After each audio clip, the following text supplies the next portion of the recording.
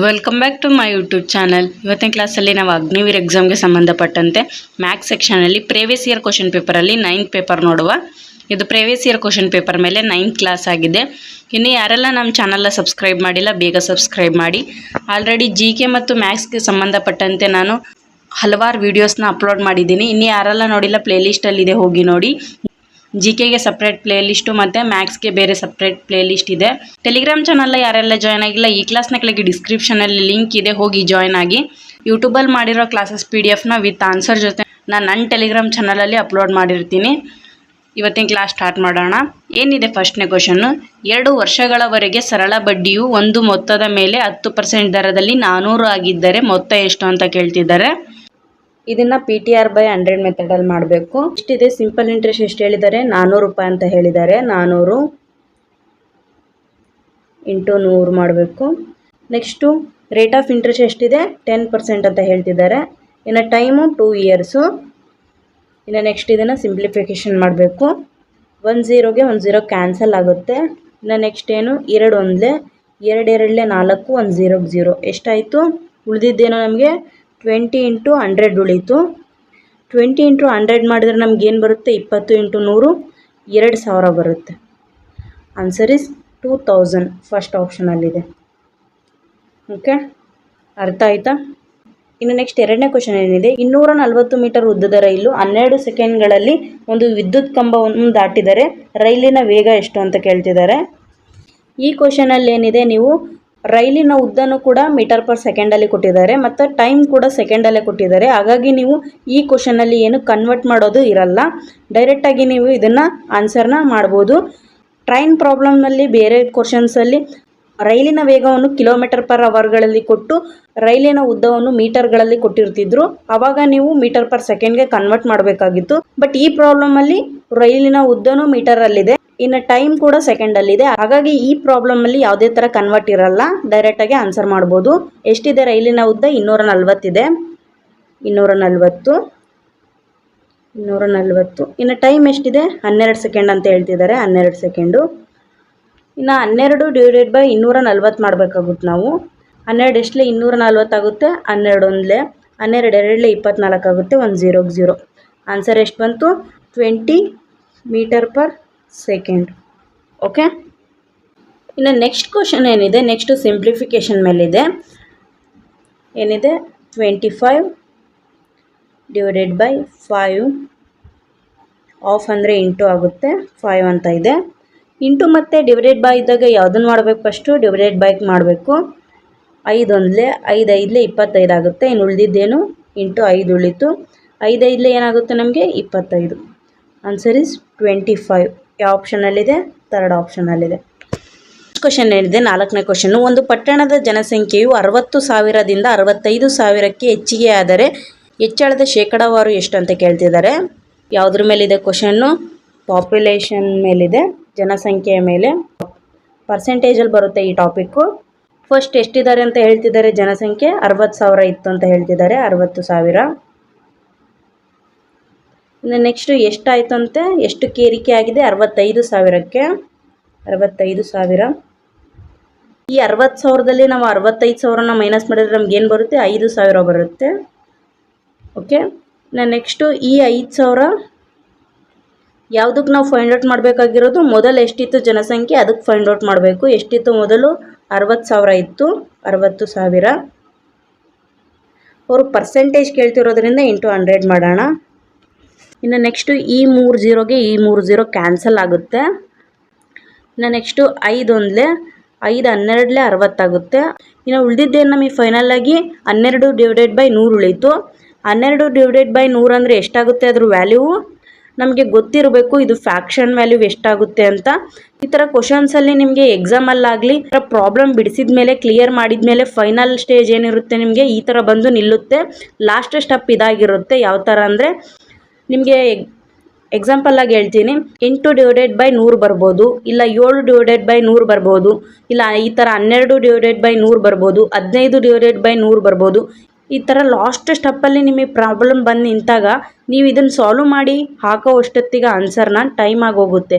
ಹಾಗಾಗಿ ನೀವು ಏನು ಮಾಡಬೇಕು ಅಂದರೆ ಫಸ್ಟ್ ನೀವು ಫ್ರ್ಯಾಕ್ಷನ್ ವ್ಯಾಲ್ಯೂ ಎಷ್ಟಾಗುತ್ತೆ ಅನ್ನೋದನ್ನ ನೀವು ಮೊದಲು ಕಲಿಬೇಕು. ನೀವು ಏನು ಜಾಸ್ತಿ ಕಲಿಬೇಡಿ, 1 to 25ವರೆಗೂ ಕಲೀರಿ ಸಾಕು. 1ರಿಂದ 25ವರೆಗೂ ಫ್ರ್ಯಾಕ್ಷನ್ ವ್ಯಾಲ್ಯೂ ನೀವು ಕಲೀರಿ. ಈ ಫ್ರ್ಯಾಕ್ಷನ್ ವ್ಯಾಲ್ಯೂ ಬಗ್ಗೆ ಒಂದು PDF ಏನಿದೆ 1 to 25ವರೆಗೂ ನಾನು ನನ್ನ ಟೆಲಿಗ್ರಾಮ್ ಚಾನಲಲ್ಲಿ ಹಾಕಿದ್ದೀನಿ, ಹೋಗಿ ನೋಡಿ ಚೆಕ್ ಮಾಡಿ ಒಮ್ಮೆ, ನಿಮಗೆ ಸಿಗುತ್ತೆ ಅಲ್ಲಿ. ನಾನು ನಿಮಗೆ ಹೆಲ್ಪ್ ಆಗಲಿ, ನಿಮಗೆ ಪ್ರಾಬ್ಲಮ್ ಬಿಡಿಸುವಾಗ ಈ ಥರ ಲಾಸ್ಟ್ ಫೈನಲ್ ಸ್ಟೇಜಲ್ಲಿ ಬಂದು ನಿಂತಾಗ ನಿಮಗೆ ಟೈಮ್ ಇಲ್ಲೇ ವೇಸ್ಟ್ ಮಾಡ್ತೀರಾ. ನೀವು ಈ 12/100 ಮಾಡ್ಕೊಂಡು ಕುಂತೀರಿ ಅಂದರೆ ನಿಮಗೆ ಇಲ್ಲೇ 3 ನಿಮಿಷ ಹೋಗುತ್ತೆ. ಹಾಗಾಗಿ ನಿಮಗೆ ಇದ್ರ ವ್ಯಾಲ್ಯೂ ಗೊತ್ತಿತ್ತು ಅಂದರೆ ಡೈರೆಕ್ಟಾಗಿ ನೀವು ಆನ್ಸರ್ ಟಿಕ್ ಮಾಡಿಬಿಡ್ಬೋದು. ಈಗ ಎಷ್ಟಾಗುತ್ತೆ 12/100 ಅಂದರೆ 8.33% ಆಗುತ್ತೆ. ಕ್ಯಾಲ್ಕುಲೇಟ್ ಮಾಡಿ ನೋಡಿ ಬೇಕಂದರೆ ನೀವು. ಫಸ್ಟ್ ಆಪ್ಷನಲ್ಲಿದೆ ಅಲ್ಲ, ಕರೆಕ್ಟ್ ಆಗುತ್ತೆ. 8.33. ಎಷ್ಟು ಪರ್ಸೆಂಟ್ ಇನ್ಕ್ರೀಸ್ ಆಗಿದೆ ಜನಸಂಖ್ಯೆಯು? 8.33% ಹೆಚ್ಚಿಗೆ ಆಗಿದೆ. ಓಕೆ, ನಾನು ಹೇಳಿದ್ದೀನಿ ನಿಮಗೆ ಫ್ರ್ಯಾಕ್ಷನ್ ವ್ಯಾಲ್ಯೂ ಕಲೀರಿ, ಮತ್ತು next third proportion, fourth proportion, main ಪ್ರಪೋರ್ಷನ್ದು ಫಾರ್ಮುಲಾ ಕಲೀರಿ. ಇಷ್ಟನ್ನು ನೀವು ಏನಿದೆ ಮೇನಾಗಿ ಇದಕ್ಕೆ ಈಸಿಯಾಗಿರೋದನ್ನ ನೀವು ಮೊದಲು ಕ್ಲಿಯರ್ ಮಾಡ್ಕೊಂಡ್ಬಿಡ್ಬೇಕು. ಫಸ್ಟು ನೀವು ಈಸಿಯಾಗಿರೋ ಚಾಪ್ಟರ್ನ ಮತ್ತು ಈಸಿಯಾಗಿರೋದನ್ನ ಎಲ್ಲನೂ ಕ್ಲಿಯರ್ ಮಾಡ್ಕೊಂಡ್ರಿ ಅಂದರೆ ನಿಮ್ಗೆ ಆಮೇಲೆ ಕಷ್ಟ ಇರೋ ಚಾಪ್ಟರ್ಗೆ ಟೈಮ್ ಸಾಲುತ್ತೆ. ಇನ್ನು ನೆಕ್ಸ್ಟ್ 5th ಕ್ವಶನ್ ಏನಿದೆ, 20% ಆಫ್ 20,000 ಅಂತ ಇದೆ. 20% 20,000 ಎಷ್ಟಾಗುತ್ತದೆ ಅಂತ 20% ಅಂತ ಹೇಳಿದ್ದಾರೆ. 20% ಆಫ್ ಅಂದರೆ ಇಂಟು 20,000 ಅಂತ ಹೇಳಿದ್ದಾರೆ. ನೆಕ್ಸ್ಟು ಸಿಂಪ್ಲಿಫಿಕೇಷನ್ ಮಾಡೋಣ. 21 25 100 ಆಗುತ್ತೆ. ಇನ್ನು ನೆಕ್ಸ್ಟು 5 1 5, 5 4 20 ಆಗುತ್ತೆ. 3 0ಗೆ 3 0. ಎಷ್ಟು ಬಂತು ಆನ್ಸರ್ ಫೈನಲ್ ಆಗಿ ನಮಗೆ? 4,000, 4,000. ಯಾವ ಆಪ್ಷನಲ್ಲಿದೆ? 4th ಆಪ್ಷನಲ್ಲಿದೆ. ಇನ್ನು ನೆಕ್ಸ್ಟ್ ಕ್ವಶನ್ ಏನಿದೆ, ಒಬ್ಬ ವ್ಯಕ್ತಿಯು 3,800 ರೂಪಾಯಿಗಳಿಗೆ ಮನೆ ಖರೀದಿಸಿ ಅದರಿಂದ 5% ಲಾಭ ಪಡೆದರೆ ಮಾರಾಟ ಬೆಲೆ ಎಷ್ಟು ಅಂತ ಕೇಳ್ತಿದ್ದಾರೆ. ಕಾಸ್ಟ್ ಪ್ರೈಸ್ ಎಷ್ಟಿದೆ, ಎಷ್ಟು ಕೊಟ್ಟು ತೊಗೊಂಡಿರೋದು ಮನೆನ? 3,800. 3,800ಕ್ಕೆ ಇದರಿಂದ ಎಷ್ಟು ಪರ್ಸೆಂಟ್ ಲಾಭ ಬಂದಿದೆ ಅಂತೆ? 5% ಅಂತೆ. ಈ 3,800ರಲ್ಲಿ 5%ನ ನಾವು ಫೈಂಡ್ ಔಟ್ ಮಾಡೋಣ. 1 0 ತೆಗೆದ್ರೆ 10%, 2 0 ತೆಗೆದ್ರೆ 5% ಅಂತ ಹೇಳಿದ್ದೆ. ಈ 38% ಅಂದರೆ ಎಷ್ಟು? 1% ಆಗುತ್ತೆ. ನಮಗೆ ಬೇಕಾಗಿರೋದು 5% ಎಷ್ಟು ಅಂತ. 38 × 5 ಮಾಡಿದರೆ ನಮಗೇನು ಬರುತ್ತೆ ಆನ್ಸರು? 190 ಬರುತ್ತೆ. 190. ಎಷ್ಟು ಕೊಟ್ಟು ಮನೆ ತೊಗೊಂಡಿದ್ರು? 3,800ಕ್ಕೆ. ಇನ್ನು ಎಷ್ಟು ರೂಪಾಯಿ ಲಾಭದಲ್ಲಿ ಮಾರಿದ್ದಾರೆ? 190 ರೂಪಾಯಿ ಲಾಭದಲ್ಲಿ ಮಾರಿದ್ದಾರೆ. ಎಷ್ಟಾಯಿತು? ಪ್ಲಸ್ ಮಾಡಿದರೆ 0ಗೆ 0, 9ಕ್ಕೆ 9, 8 1 9 ಆಗುತ್ತೆ. ಇನ್ನು 3ಕ್ಕೆ 3 ಎಷ್ಟಾಯಿತು? 3,990 ಆಯಿತು. ಈ ಆಪ್ಷನಲ್ಲಿ ಫಸ್ಟ್ ಆಪ್ಷನಲ್ಲಿದೆ ಏನಿದೆ? 3,800ಕ್ಕೆ ಮನೆ ಖರೀದಿಸಿದರು, ಅದರಿಂದ 5% ಲಾಭ ಪಡೆದಿದ್ದಾರಂತೆ. ಹಾಗಾದರೆ 3,800ರಲ್ಲಿ 5% ಅಂದರೆ ಎಷ್ಟಾಗುತ್ತೆ? 190 ರೂಪಾಯಿ ಆಗುತ್ತೆ. ಈ 3,800ಕ್ಕೆ ನಾವು 190 ರೂಪಾಯಿನ ಪ್ಲಸ್ ಮಾಡಿದರೆ ಎಷ್ಟು ಬರುತ್ತೆ? 3,990 ಬರುತ್ತೆ. ಓಕೆ, ನೆಕ್ಸ್ಟ್ ಕ್ವಶನ್ ಏನಿದೆ, 20% ಲಾಭದಲ್ಲಿ ವಸ್ತುವನ್ನು 330ಕ್ಕೆ ಮಾರಾಟ ಮಾಡಿದರೆ ಕೊಂಡ ಬೆಲೆ ಏನಂತ ಕೇಳ್ತಿದ್ದಾರೆ. ಅಸಲು ಬೆಲೆ ಎಷ್ಟು ಲಾಭಕ್ಕೆ ಮಾರಿದರೆ? 20%. 20% ಅಂದರೆ ಎಷ್ಟಾಗುತ್ತೆ? 120 ಆಗುತ್ತೆ. 120ಕ್ಕೆ ಅಂದರೆ 330 ಅಂತ ಹೇಳ್ತಿದ್ದಾರೆ. ಇನ್ನು ನೆಕ್ಸ್ಟ್ ನಮಗೆ ಕಾಸ್ಟ್ ಪ್ರೈಸ್ ಕೇಳ್ತಿದ್ದಾರೆ. ಕೊಂಡ ಬೆಲೆ ಯಾವತ್ತು 100 ಆಗಿರುತ್ತೆ. ಕ್ರಾಸ್ ಮಲ್ಟಿಫಿಕೇಷನ್ ಮಾಡಬೇಕು. ಈ ಪ್ರಾಬ್ಲಮ್ನ ನೀವು ಕ್ರಾಸ್ ಮಲ್ಟಿಫಿಕೇಷನ್ ಮಾಡಿ ನಮಗೆ ಆನ್ಸರ್ನ ಕಾಮೆಂಟಲ್ಲಿ ಹೇಳಿ. ಯಾವ ಥರ ಮಾಡೋದು ಕ್ರಾಸ್ ಮಲ್ಟಿಫಿಕೇಷನ್ ಅಂತ ನಾನು ಹೋಲ್ಡ್ ವೀಡಿಯೋಸಲ್ಲಿ ಹೇಳ್ಕೊಟ್ಟಿದ್ದೆ, ಯಾವ ಥರ ಹಾಕ್ಕೋಬೇಕಿದ್ನ ಅಂತ. ಈ ಪ್ರಾಬ್ಲಮ್ನ ಏನಿದೆ, ಜೋಡಿ ಇರೋದನ್ನ ಮೇಲೆ ಹಾಕ್ಕೋಬೇಕು, ಜೋಡಿ ಇಲ್ಲದನ್ನ ಕೆಳಗೆ ಹಾಕೋಬೇಕು ಅಂತ ಹೇಳಿದ್ದೆ. ಯಾವ ಥರ? 100 ಮತ್ತು 330 ಜೋಡಿ ಆಗುತ್ತೆ. ಯಾವ ಥರ? 100 × 330 ಇವೆರಡು ಜೋಡಿ ಆಗುತ್ತೆ. ಇನ್ನು ಜೋಡಿ ಇಲ್ಲದ್ದು ಯಾವುದು? 120 ಜೋಡಿ ಇಲ್ಲದ್ದು ಇದೆ. ಈ ಪ್ರಾಬ್ಲಮ್ನ ನೀವು ಸಾಲ್ವ್ ಮಾಡಿ ನನಗೆ ಕಾಮೆಂಟ್ ಬಾಕ್ಸಲ್ಲಿ ಹಾಕಿ, ನಿಮಗೆ ಇದು ಹೋಮ್ವರ್ಕ್ ಆಗಿ ಕೊಡ್ತೀನಿ. ಇನ್ನು ನೆಕ್ಸ್ಟ್ ಕ್ವಶನ್ ಏನಿದೆ, ಒಂದು ಪಟ್ಟಣದ ಜನಸಂಖ್ಯೆಯು 2022ರಲ್ಲಿ 30,000 ಇತ್ತು. ಅದು ಒಂದು ವರ್ಷದ ನಂತರ 45,000ಕ್ಕೆ ಏರಿಕೆ ಆಗಿದೆ. ಶೇಕಡಾವಾರು ಏರಿಕೆ ತಿಳಿಸಿ ಅಂತ ಇದೆ. ಎಷ್ಟಿತ್ತು? 2022ರಲ್ಲಿ ಜನಸಂಖ್ಯೆ 30,000 ಇತ್ತು. 30,000. ಈಗ ನೆಕ್ಸ್ಟ್ ಎಷ್ಟಾಗಿದೆ? ಒಂದು ವರ್ಷ ಆದಮೇಲೆ 45,000 ಆಗಿದೆ. 45,000. ಈ 45,000ದಲ್ಲಿ ನಾವು 30,000ನ ಮೈನಸ್ ಮಾಡಿದಾಗ ನಮ್ಗೆ ಏನು ಬರುತ್ತೆ?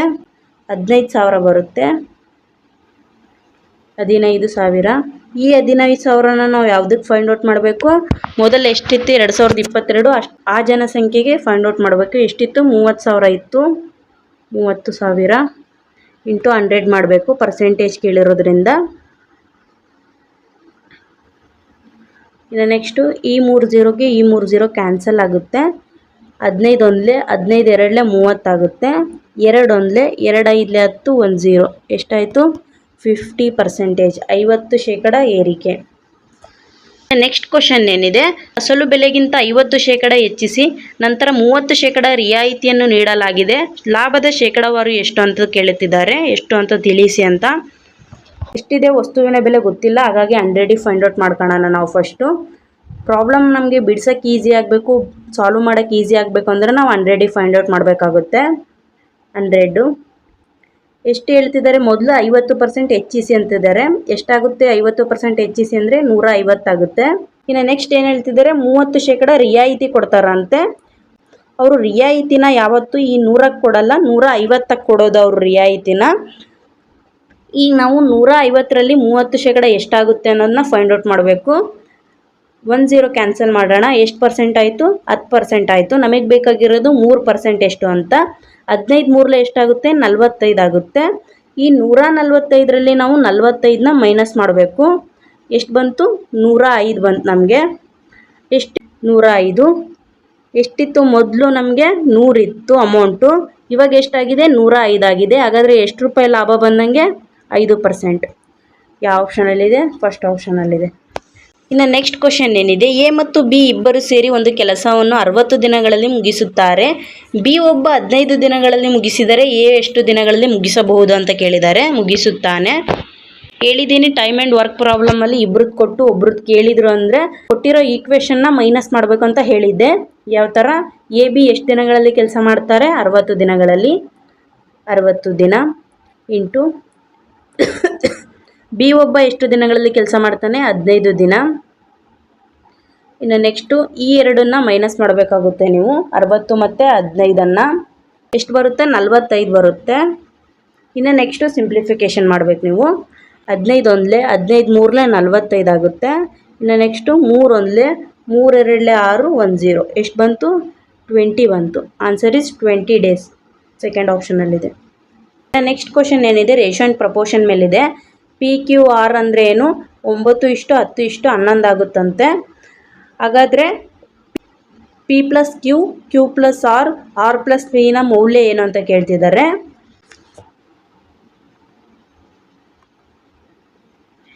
ಪಿ ಅಂದರೆ ಎಷ್ಟಿದೆ? 9 ಇದೆ. ಕ್ಯೂ ಅಂದರೆ 10 ಇದೆ. ಆರ್ ಅಂದರೆ 11 ಇದೆ. ನಮಗೇನು ಕೇಳ್ತಿದ್ದಾರೆ? P plus Q, P plus Q. ಇನ್ನು ನೆಕ್ಸ್ಟು ಕ್ಯೂ ಪ್ಲಸ್ ಆರ್, ಇನ್ನು ಆರ್ ಪ್ಲಸ್ ಪಿ ಏನಾಗುತ್ತೆ ಅಂತ ಕೇಳ್ತಿದ್ದಾರೆ. ಪಿ ಅಂದರೆ ಎಷ್ಟಿದೆ? 9 ಇದೆ. ಕ್ಯೂ ಅಂದರೆ ಎಷ್ಟಿದೆ? 10 ಇದೆ. 9 10 ಎಷ್ಟಾಗುತ್ತೆ? 19 ಆಗುತ್ತೆ. 19. ಇನ್ನು ನೆಕ್ಸ್ಟು ಕ್ಯೂ ಎಷ್ಟಿದೆ? 10 ಇದೆ. ಇನ್ನು ಆರ್ ಎಷ್ಟಿದೆ? 11 ಇದೆ. 10 11 ಎಷ್ಟಾಗುತ್ತೆ? 21 ಆಗುತ್ತೆ. 21. ಇನ್ನು ನೆಕ್ಸ್ಟ್ ಏನಿದೆ? ಆರ್ ಎಷ್ಟಿದೆ? 11 ಇದೆ. ಪಿ ಎಷ್ಟಿದೆ? 9 ಇದೆ. ಮತ್ತು 11 9 ಎಷ್ಟಾಗುತ್ತೆ? 20 ಆಗುತ್ತೆ. 20. ನಮಗೆ ಬಂದಿದ್ದೇನು ಫೈನಲ್ ಆಗಿ ಆನ್ಸರು? 19, 21, 20. ಇದೇನೋ ಆಪ್ಷನಲ್ಲಿ? ಎಸ್ ಇದೆ, ಫಸ್ಟ್ ಆಪ್ಷನಲ್ಲಿದೆ. ಆನ್ಸರ್ ಈಸ್ 19:21:20 ಆಗುತ್ತೆ. ಓಕೆ. ಇನ್ನು ನೆಕ್ಸ್ಟ್ ಕ್ವಶನ್ ಏನಿದೆ, 4 ಜನ ಮಕ್ಕಳ ಅಂಕಗಳ ಸರಾಸರಿ 25 ಆಗಿವೆ. ಅವರಲ್ಲಿ 3 ಮಕ್ಕಳ ಅಂಕ 20, 22, 28 ಆಗಿದ್ದರೆ 4ನೇ ವಿದ್ಯಾರ್ಥಿ ಅಂಕ ಎಷ್ಟು ಅಂತ ಕೇಳ್ತಿದ್ದಾರೆ.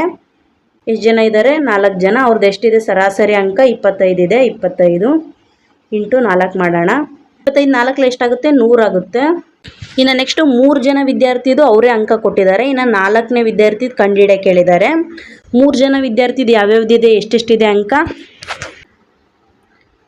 20 + 22 28 ಇದೆ 3 ಜನದ್ದು. ಈ 3ಅನ್ನು ನಾವು ಪ್ಲಸ್ ಮಾಡಬೇಕು, ಯಾಕಂದರೆ ಅವರು 3 ಜನದ್ದು ಆಲ್ರೆಡಿ ಕೊಟ್ಟಿದ್ದಾರೆ. 4ನೇ ವಿದ್ಯಾರ್ಥಿ ಕೇಳ್ತಿರೋದ್ರಿಂದ ಈ 3ರದ್ದು ಎಷ್ಟಾಗುತ್ತೆ ಅನ್ನೋದನ್ನ ನಾವು ಫಸ್ಟು ಪ್ಲಸ್ ಮಾಡ್ಕೋಬೇಕು. ಎಷ್ಟಾಗುತ್ತೆ? ಈ 3 ವಿದ್ಯಾರ್ಥಿಗಳ ಒಟ್ಟು ಅಂಕ 70 ಆಗುತ್ತೆ. ಇಲ್ಲೆಷ್ಟಿದೆ 4 ವಿದ್ಯಾರ್ಥಿಗಳ ಸರಾಸರಿಯಲ್ಲಿ 100 ಇದೆ. ಇಲ್ಲೆಷ್ಟಿದೆ 3 ಜನ ವಿದ್ಯಾರ್ಥಿಗಳಲ್ಲಿ 70 ಇದೆ. ಹಾಗಾದರೆ ಏನು ಡಿಫ್ರೆಂಟು? ಒಬ್ಬ ವಿದ್ಯಾರ್ಥಿದ ಅಂಕ ಡಿಫ್ರೆಂಟ್ ಆಗ್ತಿದೆ. ಈ 4 ಮಕ್ಕಳ ಒಟ್ಟು ಸರಾಸರಿಯಲ್ಲಿ ಈ 3 ಮಕ್ಕಳ ಒಟ್ಟು ಮೊತ್ತವನ್ನು ಮೈನಸ್ ಮಾಡಿದಾಗ ನಮ್ಗೆ ಆನ್ಸರ್ ಬರುತ್ತೆ. ಈ 100ರಲ್ಲಿ ನಾವು 70 ಮೈನಸ್ ಮಾಡಿದಾಗ ನಮ್ಗೆ ಏನು ಬರುತ್ತೆ? 30 ಬರುತ್ತೆ. Answer is 30. 4ನೇ ವಿದ್ಯಾರ್ಥಿ ಅಂಕ 30 ಆಗಿರುತ್ತೆ. ಮೊದಲನೇ ವಿದ್ಯಾರ್ಥಿದು 20, ಎರಡನೇ ವಿದ್ಯಾರ್ಥಿದು 22, ಮೂರನೇ ವಿದ್ಯಾರ್ಥಿದು 28, 4ನೇ ವಿದ್ಯಾರ್ಥಿದು 30 ಆಗುತ್ತೆ. ಓಕೆ, ಇನ್ನು ನೆಕ್ಸ್ಟ್ ಲಾಸ್ಟ್ ಫೈನಲ್ ಕ್ವೆಶನ್ ಏನಿದೆ, 30, 120 ಮತ್ತು 15ರ 4ನೇ ಅನುಪಾತ ಕಂಡುಹಿಡಿಯಿರಿ ಅಂತ ಇದೆ. ಫೋರ್ತ್ ಪ್ರಪೋರ್ಷನ್ ಫಾರ್ಮುಲಾ ಏನಿದೆ, x is equal to a divided by b into c ಇದೆ. Fourth proportion formula. ಎ ಅಂದರೆ ಯಾವುದಾಗುತ್ತೆ? 30 ಆಗುತ್ತೆ. ಇನ್ನು ನೆಕ್ಸ್ಟ್ ಬಿ ಅಂದರೆ 120, 120 ಇಂಟು ಸಿ ಅಂದರೆ ಯಾವುದಾಗುತ್ತೆ? 15 ಆಗುತ್ತೆ. ಇನ್ನು ನೆಕ್ಸ್ಟು ಸಿಂಪ್ಲಿಫಿಕೇಷನ್ ಮಾಡಬೇಕು. 15 ಒಂದಲೇ 15 ಎರಡಲೇ 30 ಆಗುತ್ತೆ. 2 ಒಂದಲೇ 2 6ಲೇ 12, 10 ಎಷ್ಟು ಬಂತು? 60 ಬಂತು. Answer is 60. ಯಾವ ಆಪ್ಷನಲ್ಲಿದೆ? ಫಸ್ಟ್ ಆಪ್ಷನಲ್ಲಿದೆ.